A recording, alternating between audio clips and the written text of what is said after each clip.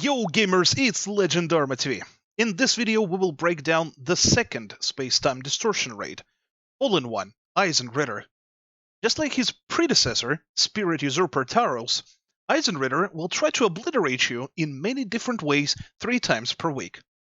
If you die in this raid, your teammates can revive you once with a Phoenix Feather.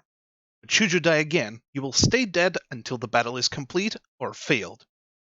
In order to keep the guide concise and to the point, we will only talk about the major mechanics and some nasty patterns that possess fatal threat to you. Now, let's get straight to action, shall we? The battle against the Fallen One consists of 6 phases. The boss starts phase 1 with a spear. Aside from murderous crit chance that allows Eisen Ritter to inflict 7 to 9,000 damage per hit, I consider this phase the easiest on the normal patterns. Spears of Steel.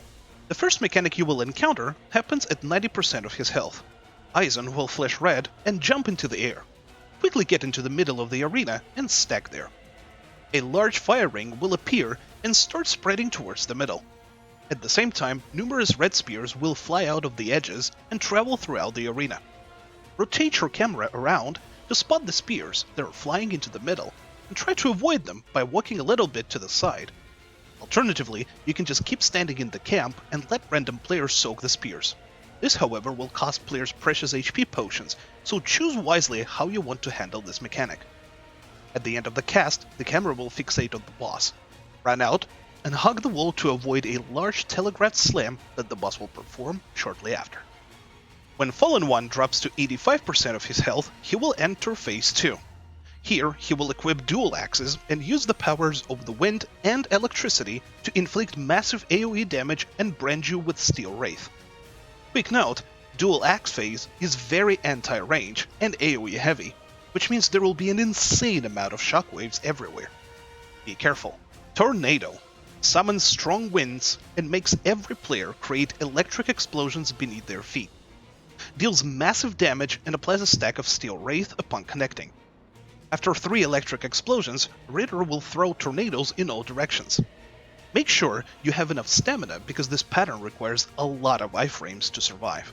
Double Slam leaps into the air, then crashes down on a random target with an electric shockwave. Shortly after, performs a slam that sends out the second shockwave.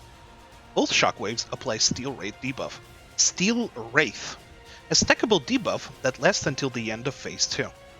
Whenever you get hit by electric shockwaves, you will accumulate a stack.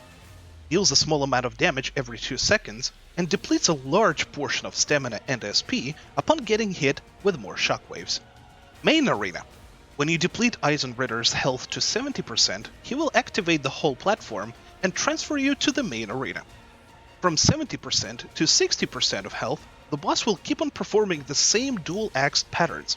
However, he will gain 1 extra ability.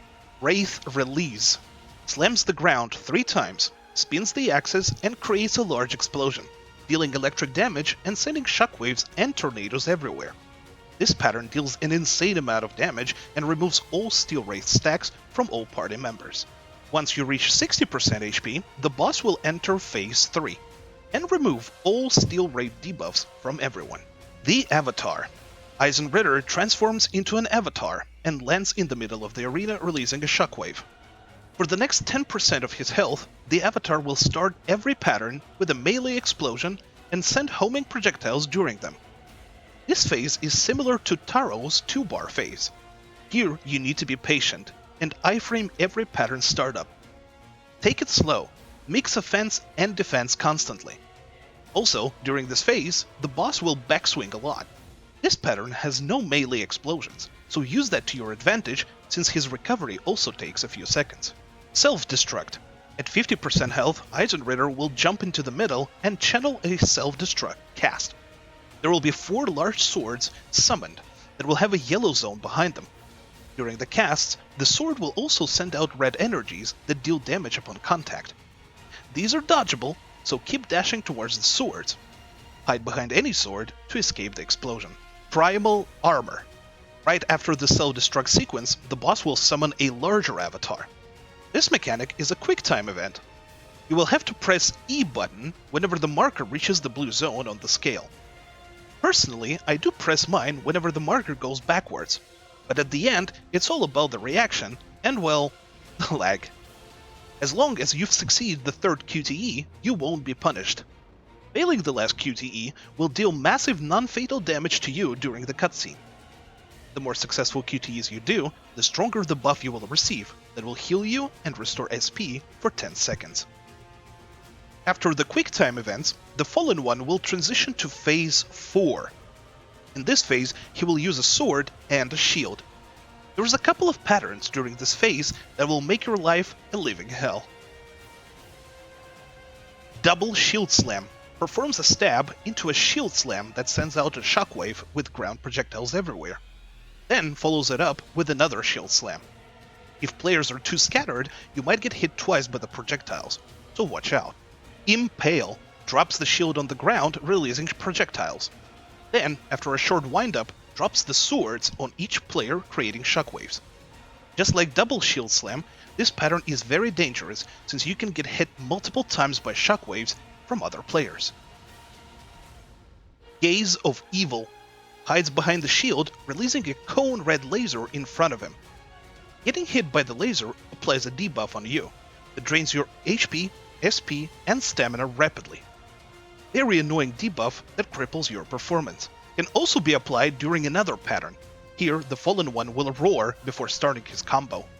The roar emits a large explosion around him that also applies the gaze. You! Eisen Ritter flashes red and points the sword toward the target for execution. Teleports towards the target and stabs. This is an instant kill move. It works similar to instant kill move of Bridget during Phase 2. Try to bait the boss with aggro, and once you are sure you are the target, run away from him and dodge to the side after he teleports. If you don't take a little distance off of the boss, you risk getting stuck on his shield during the move that will lead to 100% death. This ability has a short cooldown, so be prepared. At 30% health, the cutscene will play and Eisen Ritter will enter Phase 5. In this phase, the boss returns to his Phase 1 patterns, since he will be using the spear again. However, this phase gains one extra obstacle: Seeking Spears. During the phase, small spears will launch from the walls and travel throughout the arena. Unlike the 9-bar mechanic, these spears are blockable and dodgeable. Best strategy here is to lure the boss to the wall and keep him there, thus minimizing the damage you might receive from the spears, since you will be busy dodging boss's patterns as well. Once the boss drops to 20% health, he will transition to the last, 6th phase. From here on out until the very end, Fallen One Eisen Ritter will use all of his previous arsenal, mixing spear, axe, and shield patterns. This is where you'll have to combine your knowledge from all previous phases and try to defeat him once and for all. Rain of Swords. And 7.5% health, Eisen will disappear and summon swords that will fall on the players, releasing shockwaves. Stack together at the wall and prepare to iframe 4 consecutive swords. If you don't stack together, you run a risk to be hit multiple times from different player shockwaves that can easily lead to many deaths.